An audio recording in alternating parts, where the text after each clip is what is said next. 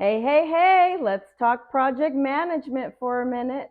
I recently developed a business case for a project, and that business case was approved, so yay. But what next? Project charter. Yep, I said it. Today I'm diving into project charters. I'm going to break down what a project charter is, and then I'm going to give you 3 tips for building a rock solid charter. So let's get into it. Tip number 1 is to clarify your vision. Think about the project charter as your North Star. You want to clearly define the purpose and the goals of your project. Some questions to consider when you are clarifying your vision for a project are: what are we doing? Why are we doing it? Who is responsible for doing it? When do we need to have the work done? What does our budget look like? Who do I need to keep informed? These are all things that are going to set the direction for your project. So you want to keep these questions in mind as you're developing your project charter. Tip number 2 is to outline roles and responsibilities. Why? Because teamwork makes the dream work. Cheesy, yes, I know, but hey, it's true. So number 1 is you want to list out all of the different players on this project, right? So you want to make sure that you identify all the roles and the responsibilities for everyone that will be working on this project. By identifying the roles and responsibilities for your team, you not only help to prevent any type of confusion, but it also helps to ensure everybody knows their part.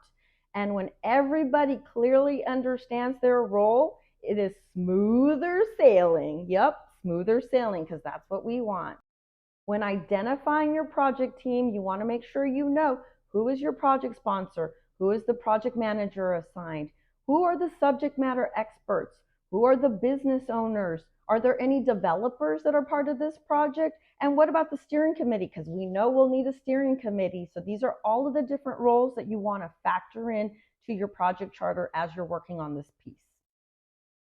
Tip number 3, set your boundaries and your milestones.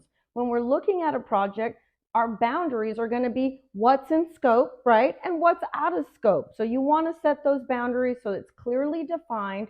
And then the second thing is, for a project, you're going to have milestones, right? You may have phase 1, phase 2, phase 3, and then when you're in phase 4 and you complete phase 4, then you have completed the project, right? So you want to make sure that you set your boundaries, you set your milestones along the way, because that's going to help you keep track of progress. And guys, don't forget, as you accomplish these things and you complete each of those milestones, make sure you celebrate the victories. It's important. There you have it. A project charter is going to include information that's going to help everyone make informed decisions on whether or not to move forward with this project. It's going to include roles and responsibilities. It's going to include scope. It's going to include milestones. And guys, if your project charter gets approved, the good thing is that you can use this project charter to help you develop your project management plan, because that's what's next. Remember these 3 tips and you will be chartering like a pro.